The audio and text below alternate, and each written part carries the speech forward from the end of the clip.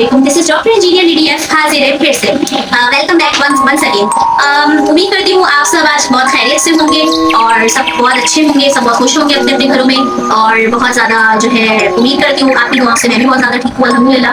अच्छा, आज मैं काफी टाइम बाद आई हूँ और एक्चुअली मुझे थोड़ा बिजी थी, मुझे काफी इनबॉक्स भी आए सबके और काफी ज्यादा मुझे मैसेजेस आ रहे थे कि मैं काफी टाइम से लाइक कंटेंट में नहीं आ रही, मैं नहीं आ रही, हमें कोई न्यू चीज नहीं बना रही। एक्चुअली थोड़ी सी मसरूफियात थी, तो इस वजह से मैं पर्सनल मसरूफियात की वजह से मैं थोड़ा बिजी थी, तो मैं आज फिर से आपकी रिक्वेस्ट पे और आपकी चाहत की वजह से मैं आज फिर हाजिर हुई।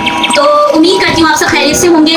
और मेरे पास थैंक यू सो मच, मेरे पास पिछला जो मैंने बिजली के बारे में जो मैंने डिस्कशन की थी अपने क्या नाम है अपना जो मैंने आपसे पूरा डिस्कस किया था अपनी पिछली वीडियो में, मुझे उसका फीडबैक बहुत अच्छा मिला कि मैंने आपको आसान ज़बान में समझाने की कोशिश करी थी। और मैं आपको कई ज़बानों में सकती हूँ, लेकिन जो आसान मेरी कोशिश होती है आपको लैंग्वेज बैरियर ना हो, ताकि आपको ईजिली समझ आए कि मैं कहना क्या चाह रही हूँ और आप ईजिली और हर बंदा मेरी बात को समझ सके कि मैं बात क्या करनी चाह रही हूँ। तो थैंक यू सो मच, आपका जो है बहुत बहुत शुक्रिया कि बड़ा ज़बरदस्त फीडबैक आया and thank you so much. और जहाँ तक बात है कि मैं रिप्लाई नहीं कर पाती सबको, so sorry, it is impossible to reply individually. मैं हर किसी को रिस्पॉन्ड नहीं कर सकती, तो आपका प्यार, आपके क्लूज मेरे तक पहुंच जाता है, जिसका बहुत बहुत शुक्रिया। और आप अपनी दुआ में मुझे बहुत ज़्यादा याद रखिएगा। अच्छा, मुझे इसके अलावा टॉपिक पे मैं आती हूँ, मेरे पास काफ़ी सारी जो है ना रिक्वेस्ट आई थी।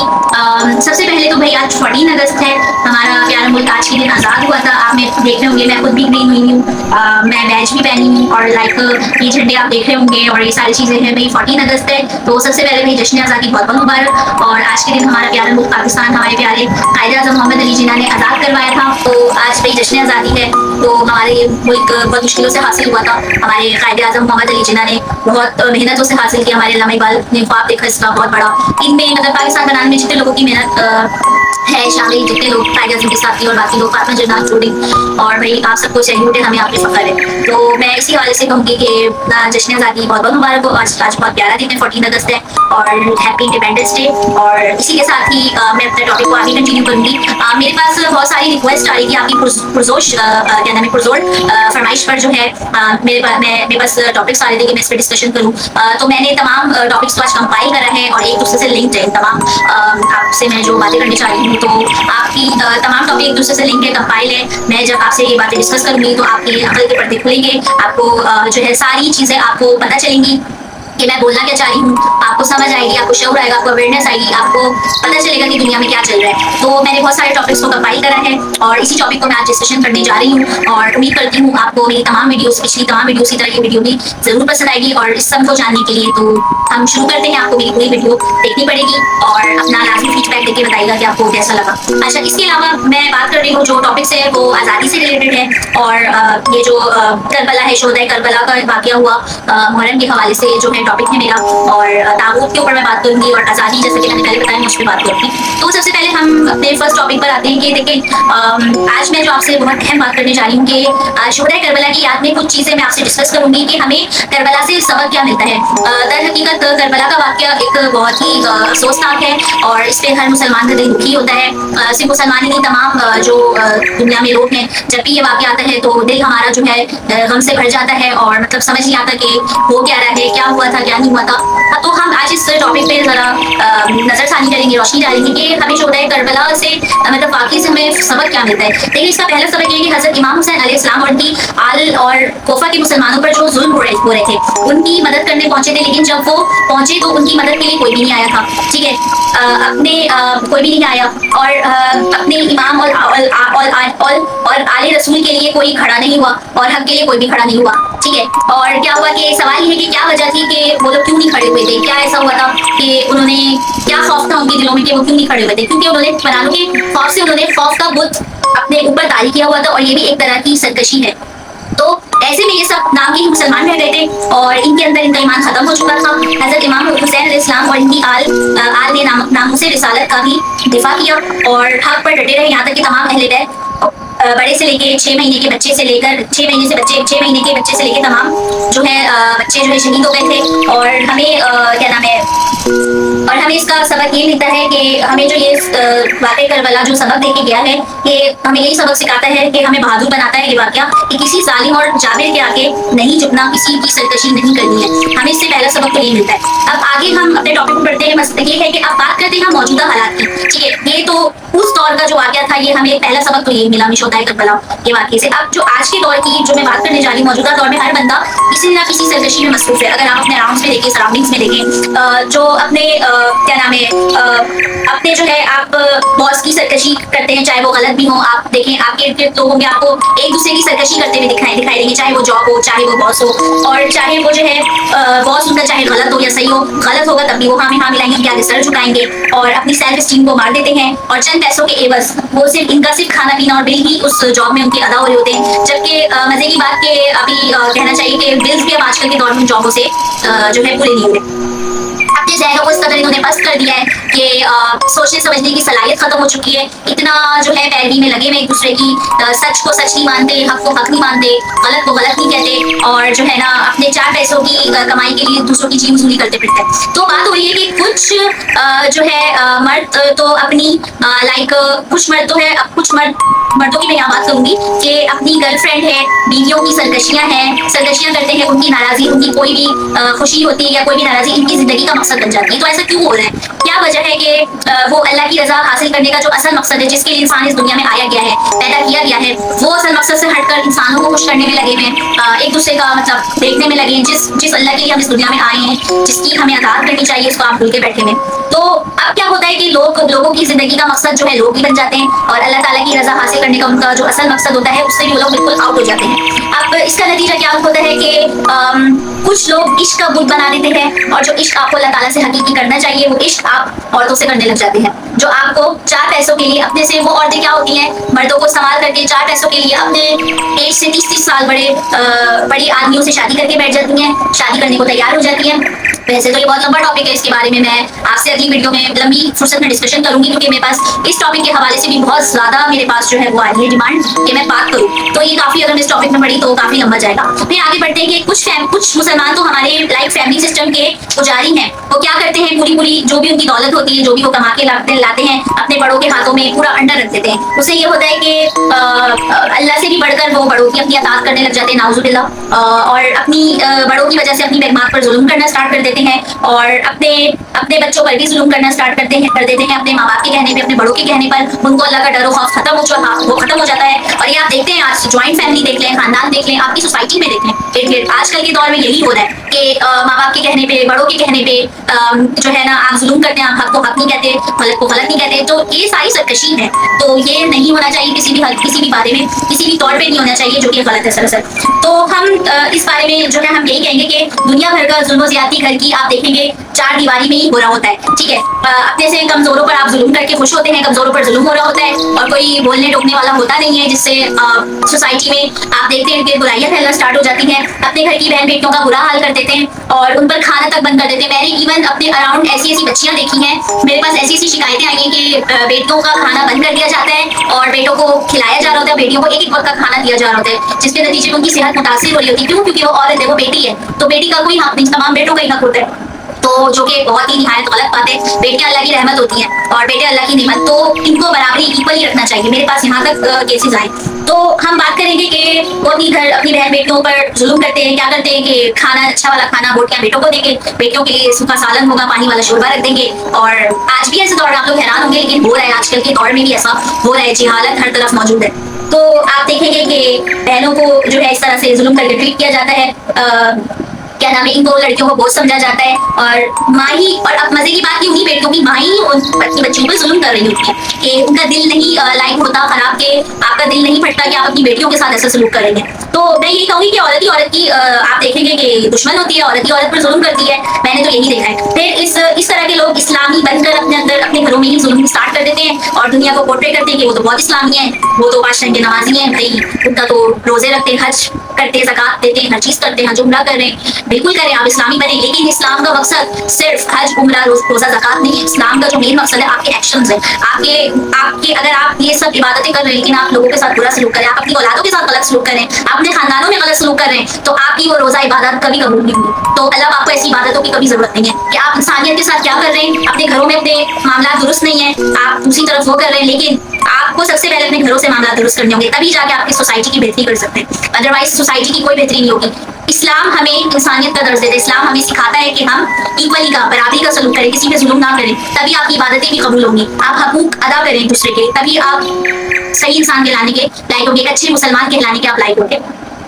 अब मैं आपसे बात करूंगी हर डिग्री के लेवल पर। आप देखेंगे कि लोग हर तरह से शिरक कर रहे हैं, और आप देखेंगे और हर कैटेगरी का यजीद हर घर में, हर दफ्तर में आपको पाया जाता है। ठीक है, माँ बाप की सूरत में, भाई की सूरत में, बॉस की सूरत में, गवर्नमेंट की शक्ल में। आप देख लें कुछ लोग तो मुल्क से बाहर जाते हैं, सऊदीया जाकर आप यहाँ तक देखेंगे कि कफीलों के, शेखों के और अरबी की अतात करते हैं। भाई उनको उन्होंने अपना बाकायदा मिनी कोड बनाया हुआ है, नाउजुबिल्लाह, और ताकि उनको सऊदीया जैसे मुल्क से और बाकी उनसे नौकरी से ना निकाल दें। और हर लेवल का शिर्क मुसलमान कर रहे हैं, आप देखें एक दूसरे से डर कर, और फिर कहते हैं कि मुसलमानों का जवाल क्यों हो रहा है। ठीक है, मुसलमानों का जवाल क्यों हो रहा है? इसकी वजह आप खुद हैं। इसी वजह से आप लोगों का जवाल, पूरी दुनिया में मुसलमानों का जवाल हो रहा है। दैट्स व्हाई आज आप देख लें मुसलमान हर जगह मार खा रहा है, इसी शिर्क की वजह से। ठीक है, और क्योंकि आप लोग जो है क्या नाम है, क्योंकि आप लोग जो इस इम्तिहान में बुरी तरह से फेल हो रहे हैं। आप लोगों के लिए जिनके आप लोगों, और अगर आप लोग हक के लिए खड़े हो और हर तरह की सरकशी को तोड़ दें और अपने इस्लामी उसूलों पर पाबंद होकर जिंदगी गुजारे, तो इंशाल्लाह आपका जवाल नहीं होगा, आप उरूज पर होंगे। अगर आप सही तौर पे माशरे में अपनी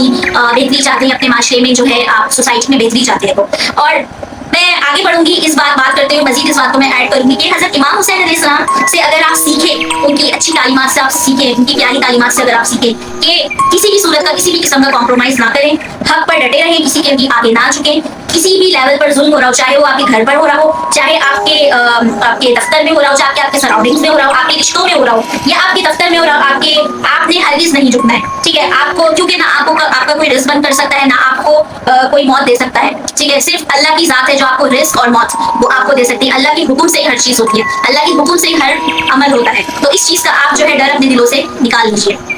अच्छा, हम बात कर रहे हैं कि सोसाइटी में आप देखेंगे इस तरह की आपको हर तरह की बुराई आपको इस सोसाइटी में नजर आएगी। आपके इर्द गिर्द आपकी हर चीज, जुल्म आपको हर जगह नजर आएगा। तो ये तो मैंने बहुत छोटे लेवल के मसले उठाए कि सोसाइटी में क्या क्या बुराइयां चल रही, क्या जुल्म चल रहे हैं। सोसाइटी में इससे भी बड़ी बड़ी बुराइयां चल रही जो कि अभी हिडन है। कोई आपको, और इसके आगे मैं यही बात करूंगी कि अल्लाह पाक की जात है जो सिर्फ आपको हर किस्म का नुकसान या हर किस्म का जो है फायदा वही जात दे सकती है। उसके अलावा कोई शख्स आपको, दुनिया की कोई भी ताकत आपको नफा या नुकसान नहीं पहुंचा सकती। ठीक है, सिवाय अल्लाह के। मर्द हो या औरत, सबको अपने हक के लिए खड़ा होना चाहिए, चाहे कुछ भी हो जाए, अपने हक के लिए खड़े हुए। ठीक है, जालिम को आप लोग ही शह देते हैं। ठीक है, और आप देखिए पिछले दिनों मैं बात करूंगी कि पिछले दिनों काफी जो बच्चियां थी जिनके ऊपर जुल्म हुआ, उनको बाकायदा आप देखेंगे कत्ल किया गया। मुझे नाम याद नहीं आ रहा इस टाइम पर। आपने देखा होगा पिछले दिनों बाकायदा काफी बच्चियां हमारे माशरे में जिनको दरिंदगी के साथ मारा गया। और आप देख सकते हैं शादीशुदा बाकायदा बच्चे थे उनके, और नाकाबिले बयान उनकी वीडियो थी, फांसी के फंदे को उस बच्ची को लटकाया गया। तो मैं यही कहूंगी कि भाई गलत ना करें, अल्लाह को भी आपको मुंह दिखाना है। जहाँ जुल्म हो रहा हो, खुदा के लिए मदद करें लोगों की, जुल्म बंद करने को। और आप ये देखें कि माशरे में जो बुराइयां फैल रही हैं, तो आप प्लीज जितना अपना किरदार अदा हो सकता है इस्लाह के लिए, आपसे जो चीज हो सकती है जुल्म को रोकने के लिए आप वो करें। हजरत इमाम हुसैन की तालीमात और करबला का जो ये वाक़या है, इससे हमें ये सबक मिलता है कि हमें किसी भी जुल्म के आगे नहीं झुकना, क्योंकि झुकना भी एक शिर्क की किस्म है। ठीक है, और शिर्क की एक किस्म है। और हक चाहे जितना भी कम हो या कमजोर हो, बातिल चाहे जितना भी मजबूत हो या ताकतवर हो, हक हमेशा बातिल पर गालिब होता है। जीत हमेशा हक और सच्ची होती है, जीत हमेशा इस्लाम की होती है। तो ये बात थी करबला के वाक़े से जो हमें सबक मिलता है वो ये है, जो असल जो चीज़ है वो ये होती है। और मैं यहाँ पे एक और बात ऐड करती चलूंगी। देखिए हुसैनियत जो है ना, देगे पकाने का नाम नहीं है। हुसैनियत जो है ये किसी किस्म की लाइक मातम करने का, कड़े पहनने का नाम नहीं है। ठीक है, ये लाइक आप देखेंगे कि किसी जज्बात से खेलने का नाम नहीं है। जो कुछ हजरत इमाम हुसैन अलैहिस्सलाम ने किया, इसकी तकरार और दोहराने का नाम है। अच्छा, अब हजरत इमाम हुसैन ने हमें और भी क्या सिखाया है, यही सिखाया कि ताबूत का इनकार करो, यजीद का इनकार करो। ताबूत क्या है? ताबूत वो चीज है कि आप जुल्म का इनकार करना है, आपको जुल्म के आगे सर नहीं झुकाना। मैं यहाँ पिछले दिनों ताबूत के हवाले से भी मेरे पास बहुत ज्यादा ईमेल्स आ रही थी, इनबॉक्सेस आ रहे थे कि मैं ताबूत से रिलेटेड बात करूँ। तो मैं आज यहाँ पे बात करती जाऊंगी कि ताबूत के ऊपर के कुछ औरतों को जाहिल भी कहा गया, कुछ औरतों को वो भी कहा गया। मेरी नजर में हर औरत जाहिल नहीं है, थोड़ी बहुत होगी लेकिन हर औरत जाहिल नहीं है। जाहिल देखिए कौन है, मैं पहले इसकी डेफिनेशन दूंगी ताबूत है क्या। जाहिल वो होता है, चाहे इसमें खाली औरत की बात नहीं हो रही, चाहे मर्द हो या औरत हो, जब उसके साथ जुल्म हो रहा है वो जुल्म सहर है मजलूम बनकर। अल्लाह पाक ने हमारे क्या फरमाया कि तुम्हारे ऊपर कितना सा भी जुल्म हो, आपको अल्लाह पाक ने दिमाग दिया, आपको हाथ पांव दिया, आपके पास डिफेंसिव सिस्टम दिया है, अल्लाह पाक ने आपको अकल दिया, आपको जराए दिया, आपको फैसिलिटीज दी, आपको हर चीज दी है, आपको अपना शऊर दिया है, आपको बोला गया है कि जुल्म नहीं सहना, चाहे कितना सा भी हो जुल्म नहीं सहना। आपने स्टेप लेकर अपने डिफेंस करके उस जुल्म के खिलाफ लड़ना है। लेकिन हमारे माशरे में क्या होता है, वो औरतें होती हैं, मर्द होते हैं। मैं स्पेसिफिक औरत की बात नहीं करूंगी, मैं इसमें दोनों जेंडर आते हैं, मर्द औरत दोनों की बात हो रही है। वो क्या होता है, वो जुल्म सहरा होता है। तो मेरी नजर में जो जुल्म सहरा है वो मेरी नजर में जाहिल है। जो इंसान अपने ताबूत से इनकार कर रहा है, जो इंसान स्टेप लेके आगे बढ़ रहा है, बहादुर बन के आगे चल रहा है, वो इंसान जाहिल नहीं है, वो इंसान बहुत ऊंचे मर्तबे पे। लेकिन ताबूत जो है ना, हमें हर किस्म की जिहालत का, हर किस्म के जुल्म का इनकार करना है। ठीक है, ताबूत का क्या है कि आपको ताबूत से मुराद मैं जो कहना चाह रही हूँ ये कि कोई भी जुल्म हो, आपको हर किस्म के जुल्म का इनकार करना है। कोई आपसे जिहालत वाली बात करे उसका भी इनकार करना है। तो जिहालत की भी एक कैटेगरी होती है, उसमें भी बहुत बड़ी चीजें आती हैं, काफी चीजें आती हैं। तो मैं आपको यही कहूंगी, जो भी जुल्म हो रहा हो आप पर किसी भी वे में, तो खुदारा अपने लिए मजलूम बन के आप मजलूम ना बने और अपना स्टेप लें और अपने डिफेंस में जो है उस जुल्म के खिलाफ लड़ें। जीत इंशाल्लाह हमेशा आपकी होगी। अच्छा, अब क्या हो रहा है, आप देखेंगे कि आप लोगों को चाहिए कि हर किस्म की ताबूत को खत्म करें, चाहे वो रिश्तेदारों का हो, चाहे वो घर वालों का हो, चाहे वो मियाँ बीवी की शक्ल में हो, जिसने ये काम कर लिया और खौफ का बुत तोड़ दिया, तो इसने फिर सही दीन इस्लाम को फॉलो किया। ठीक है, इसी तरह आपकी जीत होगी, इस्लाम की हमेशा जीत होगी। सिर्फ अल्लाह के आगे सर झुकाना है, सिर्फ अल्लाह के आगे ही सर आपने झुकाना है और हर किस्म के शिर्क से दूर रहना है। और अल्लाह पाक जो है हमेशा हक पर चलने वालों के साथ होते हैं और जीत हमेशा हजरत इमाम हुसैन अलैहिस्सलाम की और हुसैनियों की ही होती है हमेशा। तो हमें ये चीजें ना देखनी चाहिए, अपनी जिंदगी में इम्प्लीमेंट करनी चाहिए। और हजरत इमाम हुसैन ने बहुत प्यारा मैसेज दिया है कि आप नमाज पढ़ें, आप दीन पे अमल करें, जितना हो सकता है आप दीन पे अमल करें, अल्लाह पाक नेक हिदायत दे दीन पे चलने की। अच्छा, इसके अलावा मैं जो अभी आगे टॉपिक पे बात करने जा रही हूँ वो आजादी की बात होगी। आजादी क्या है, आपको क्या लगता है ये आजादी जो हम मना रहे हैं ये आजादी है? ये आजादी नहीं है। ये आप देखें कि पहले दौर में जो आजादी चली, इस बार आजादी में जोशो खरोश नहीं है। बहुत ज्यादा लोग इस टाइम पे सैड हैं और हर कोई अपसेट है इस टाइम पर, हर कोई जो है ना परेशानी में फिर रहा। आप देख रहे होंगे, आप देख रहे इन्फ्लेशन हो रही है, जैसे मैंने बताया पिछली वीडियोस में। बिजली के बिल लोगों के आ रहे हैं, मेरा खुद का बिजली का बिल पिछले महीने 40,000 आया था, अभी 60,000 आया है। चले मैं तो पे कर लूंगी, मेरा मसला नहीं है। तो we are doing smartly, we are doing everything smartly. तो हम लोग तो कर लेंगे, लेकिन जो आम बंदा है वो क्या करेगा, वो कैसे पे करेगा? ये चीजें कैसे आपको आजादी बनाने दे सकती है? आप एक कर्जदार मुल्क में रहे, आप IMF के गुलाम हैं, आप IMF के कर्जदार हैं, आप आजाद नहीं है। अगर आपको लग रहा है कि आप आजाद कौन है तो आप बहुत बड़ी गलतफहमी है, आप बिल्कुल आजाद नहीं है। आप जो है गुलामी में हैं अभी भी, आप अंग्रेजों की गुलामी कर रहे हैं अभी भी। और आप चाइना को देख लें, आप चाइना कहाँ है, हम कहाँ हैं? चाइना हर चीज अपनी कर रहे हैं। चाइना इवन लैंग्वेज बैरियर भी उनका अपना नहीं है, वो अपनी लैंग्वेज में गुफ्तगू करते हैं, अपनी लैंग्वेज में करते हैं, तरक्की कर रहे हैं। हमें जो है ना मतलब एक गुलामी के अंदर फंसा के रहे हैं। तो क्या है चीज, आप देखेंगे ये चीजें जो है इन्फ्लेशन हो रही, बिजली के बिल आ रहे, लोग परेशान है, चीजें लोगों की। अभी सर्वे के मुताबिक 74% पाकिस्तानी अवाम अपने रोजमर्रा के इखराजात पूरे नहीं कर पा रही, इतनी ज्यादा इस टाइम पे इन्फ्लेशन हुई है। हर बंदा, मैं बाहर निकलती हूँ, मैं लोगों को देखती हूँ, मुझे मैसेजेस आते हैं, हर बंदा परेशान है। मेरे पास हेल्प की भी रिक्वेस्ट आती है, जितना हो सकता है मैं करती हूँ। लेकिन मेरे पास ज्यादातर लोग अभी अपसेट है, वो पूछते हैं कि हम ऐसा क्या करें कि हम रोजमर्रा के एटलीस्ट अपने इखराजात उठा सकें। तो मैं यही कहूंगी कि देखें, आजकल के दौर में बड़ी चेंजेस आ रही है। आप देखें AI का दौर है, ठीक है, चेंजेस बहुत हो रही है। अब वो दौर नहीं है जो पहले दौर का सिंपल दौर था, वो चीज नहीं है। आप देखेंगे हर अगले दिन कोई एक नई टेक्नोलॉजी आ जाएगी, कोई नया चेंज आ जाएगा। आप दूसरे मुल्क को देखेंगे वो आगे बढ़ रहा है। दुनिया में बहुत बड़े बड़े इस टाइम पे चेंजेस आ रहे हैं। हर दिन आपका कीमती है, वो दिन गए जब आप चेंजेस नहीं आते। तो आपको चाहिए, जो भी आपने इतनी पावर होनी चाहिए कि अपने आप को अपग्रेड करें, ताकि दुनिया में जितनी चेंजेस तेज आ रही है अपने आप को उस चेंजेस के हिसाब से डाल सके, अपने आप को अपग्रेड कर सके। स्किल सीखें, लेटेस्ट एजुकेशन लें, लेटेस्ट नॉलेज लें, जो भी हो रहा है नए नए स्किल सीखें। अपने आप को गुलाम नहीं बनाएं, अपने आप को 9 to 5 जॉब का गुलाम नहीं बनाएं। मैं फिर वही बात हर अपनी वीडियो में रिपीट करती हूँ, एडमिन स्किल्स बढ़ाएं, अपना बिजनेस करें, छोटे से कारोबार लगाएं, कोई भी स्किल्स करें, लेकिन करें स्मार्टली वर्क करें, छोटे छोटे बिजनेस, छोटी छोटी फैक्ट्रियां बनाएं, छोटी से वो एक दिन बड़ी बनेगी। जैसे चाइना को आप फॉलो कर सकते हैं, अच्छी मिसाल चाइना की, वो लोग घरों में अपनी फैक्ट्रियां लगाते हैं, बाहर लगाते हैं, कुछ भी करें लेकिन अर्न कर रहे हैं, उनका अपना बिजनेस है, किसी की गुलाम नहीं है। इसी तरह हम जब बढ़ेंगे आगे तो हमारा मुल्क एक दिन आएगा कि कर्जों से निकल जाएगा और हमारे मुल्क में माशाल्लाह खुद इतना टैलेंट है कि हमें किसी से कर्जे के लेने की भी जरूरत नहीं पड़ेगी। इवन लोग हमसे आगे कर्जा लेंगे। एक वक्त आएगा, एक वक्त था बल्कि पाकिस्तान दूसरी कंट्रीज को कर्जा देता था, वो वक्त दोबारा आएगा जब पाकिस्तान दूसरे मुल्कों को कर्जा दे रहा होगा